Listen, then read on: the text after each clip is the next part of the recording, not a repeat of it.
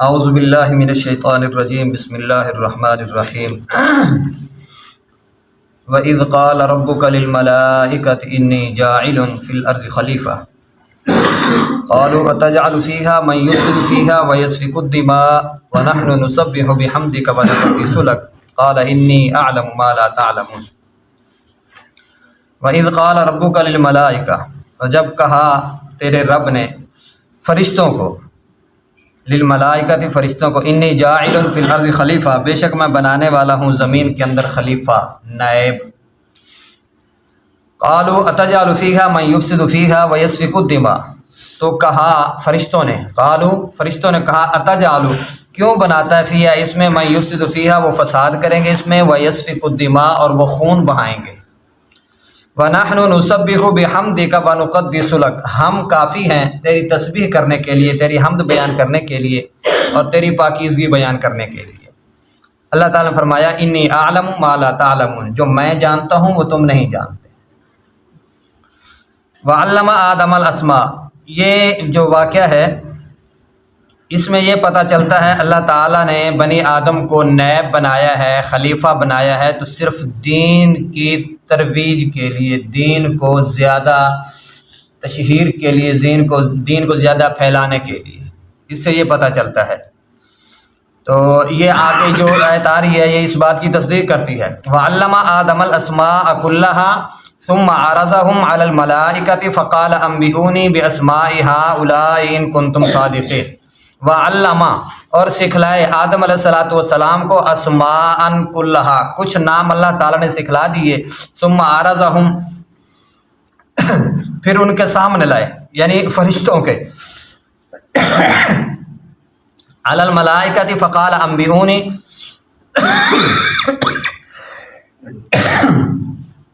اللہ تعالیٰ نے فرشتوں سے پوچھا کہ یہ کیا چیز ہے، ان کے بتاؤ، تو فرشتوں نے جواب دے دیا، قال انبئونی باسماء ہؤلاء ان کنتم صادقین۔ تو پھر کہنے لگے، آدم علیہ السلام سے پوچھا گیا تو آدم علیہ السلام کو جو نام اللہ تعالیٰ نے سکھلائے تھے وہ انہوں نے بتا دیے، ان کنتم صادقین۔ اللہ تعالیٰ نے کہا فرشتوں کو اگر تم زیادہ سچے ہو تو ان چیزوں کے نام بتاؤ، تو فرشتے نہ بتا سکے، کہنے لگے قالوا سبحانک، اللہ تو پاک ہے، لا علم لنا الا ما علمتنا،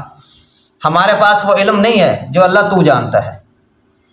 اس سے یہ پتہ چلتا ہے کہ اللہ رب العزت نے بنی آدم کو دنیا میں بھیج کر خلیفہ اس لیے کہا کہ یہ دین کی ترویج کریں گے، دین کو آگے چلائیں گے، تو اور واقعتاً ایسے ہوا۔ 1,24,000 کم و پیش انبیاء جو آئے، اللہ تعالیٰ نے ان کو اپنا دین دے کر بھیجا بذریعہ جبرائیل، دین آیا انبیاء کے پاس، انہوں نے آگے اپنی امت تک پہنچایا، اور اس امت میں سے جو نیک لوگ تھے، جو عمل کرنے والے تھے، جنہوں نے اپنے نبی کی بات کو مانا ہے، انہوں نے پھر آگے تک پہنچایا ہے۔ جس طرح نبی علیہ السلام پر یہ قرآن مجید نازل ہوا، اور جب آپ صحابہ تک پہنچاتے رہے، جب آخری خطبہ حجۃ الوداع آیا تو آپ نے کیا اعلان کیا تھا اس کے اندر کہ میں نے آپ تک یہ دین سارا کا سارا پہنچا دیا ہے، تو صحابہ نے کہا تھا صدقتا، آپ نے سچ کہا، بالکل آپ نے پہنچا دیا ہے۔ لیکن نبی صلی اللہ علیہ وسلم نے ساتھ ساتھ یہ بھی کہا تھا کہ جو تم حاضر ہو، غیب جو ہیں ان تک یہ دین پہنچا دینا۔ اور پھر آگے نبی علیہ السلام کا فرمان ہے بلغوا عنی ولو آیہ، اگر کسی کے پاس ایک آیت بھی موجود ہے تو وہ دوسرے تک پہنچائے۔ تو اس سے یہ پتہ چلتا ہے اللہ تعالیٰ نے بنی آدم کو جو نائب بنایا ہے اس لیے بنایا ہے کہ دین کے معاملات کے اندر، اس قرآن کی ترویج کے اندر مکمل طور پہ قرآن کا جو علم ہے یہ تمام لوگوں تک پہنچ جائے۔ اس لیے ایک اور مقام پہ بھی ہے کہ اللہ تعالیٰ نے یہ ساری ذمہ داری انسان کو دی ہے، انا عرضنا الامانۃ علی السماوات والارض والجبال فابین ان یحملنها واشفقن منها وحملها الانسان انه کان ظلوما جہولا۔ یہ سورۃ احزاب کے آخری رکوع ہے، اس کے اندر اللہ تعالیٰ یہی فرماتے ہیں کہ میری یہ امانت یعنی قرآن مجید، انا عرضنا الامانۃ علی السماوات، میں نے آسمانوں پر پیش کیا، لیکن آسمانوں نے اس کا بوجھ اٹھانے سے جواب دے دیا۔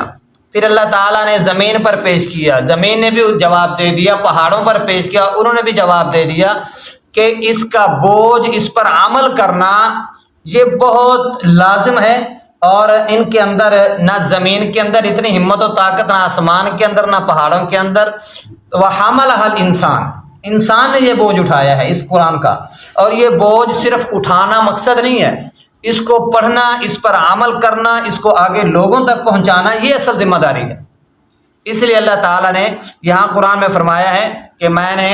آدم کو خلیفہ بنایا ہے، نائب بنایا ہے، اس لیے دین کے معاملے کے اندر۔ تو یہاں پر یہ آگے آیت جو ہے اس بات کی وضاحت کر رہی ہے، وَعَلَّمَ آدَمَ الْأَسْمَاءَ، اللہ تعالیٰ نے چند نام سکھلائے آدم علیہ السلام کو، فرشتوں سے پوچھا، ان کو نہ آیا، انہوں نے انکار کر دیا، تو بعد میں فرشتے کہنے لگے قالوا سبحانک، اللہ بے شک تو پاک ہے، لا علم لنا، ہم نہیں جانتے، الا ما علمتنا، مگر جو تو جانتا ہے، انک انت العلیم الحکیم، اللہ بے شک تو جاننے والا ہے، حکمت والا ہے۔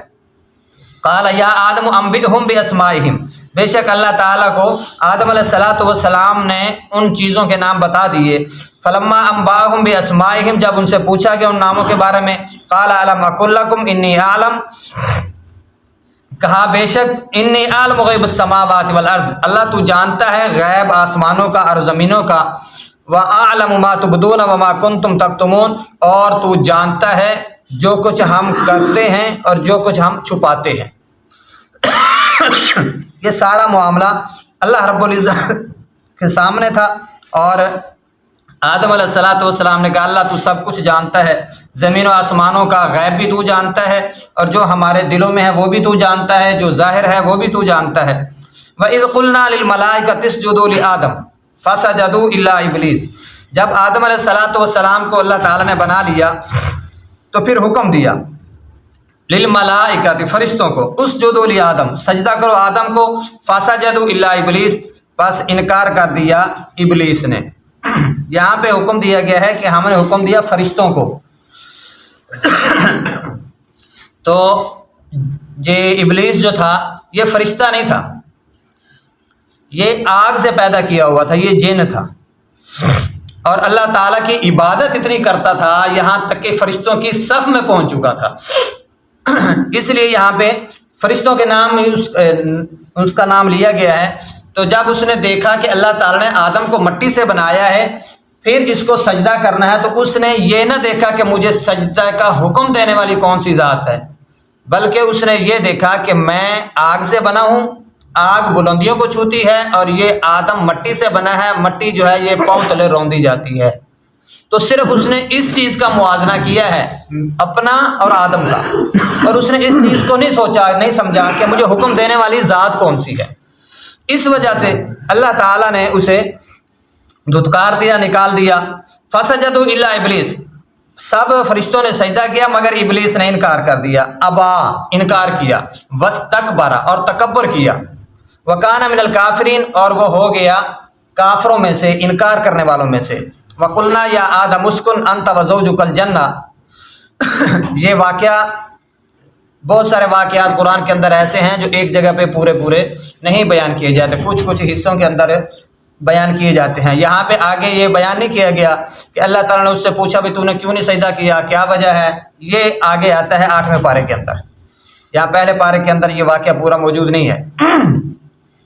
ابا واستکبر، ابا کا معنی ہوتا ہے انکار کر دینا، واستکبر اس نے انکار کیا، تکبر کیا، وکان من الکافرین، اور ہو گیا وہ انکار کرنے والوں میں سے، کفار میں سے۔ اور یہ بھی پتہ چلتا ہے اس آیت سے، انہی الفاظوں سے، ابا واستکبر سے، کہ جو انسان اللہ کا حکم نہیں مانتا وہ انکار بھی کرتا ہے، تکبر بھی کرتا ہے، چاہے وہ انسان ہو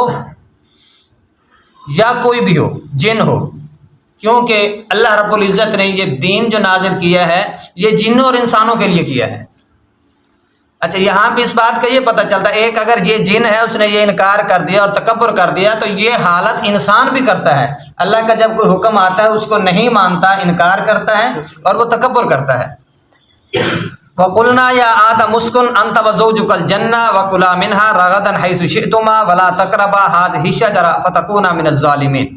اللہ تعالیٰ نے کہہ دیا کہ آدم اسکن، سکون کر رہے، انتا تو وزوجکل جنہ، اور تیری زوجہ تیری بیوی جنت کے اندر، وکلا منہا رغدن حیث شئتما، یہاں سے جہاں سے تم کھاؤ چاہو کھاؤ پیو، ولا تقربا، اور نہ قریب جانا، ہذہ الشجرہ اس درخت کے، فتکونا من الظالمین، اگر اس درخت کے قریب جاؤ گے تو تم ظالموں میں سے ہو جاؤ گے۔ مولوی لوگ بیان کرتے ہیں کہ وہ گندم کا دانہ تھا، یہ قرآن کی آیت نہیں ہے، لیکن مولوی حضرات جو بیان کرتے ہیں کم علمی کی وجہ سے وہ کہتے ہیں کہ گندم کا دانہ تھا۔ یہاں کچھ نہیں کہا گیا، شجرہ درخت ہوتا ہے، گندم کا درخت نہیں ہوتا۔ تو اس سے یہ پتہ چلتا ہے کوئی بھی پھل تھا، اللہ تعالیٰ جس پھل سے منع کیا، یہاں ذکر نہیں ہے کسی پھل کا، یہ کہا گیا کہ اس درخت کے قریب نہیں جانا، اس کا پھل آپ نے نہیں کھانا، اگر اس کا پھل کھاؤ گے تو ظالموں میں سے ہو جاؤ گے۔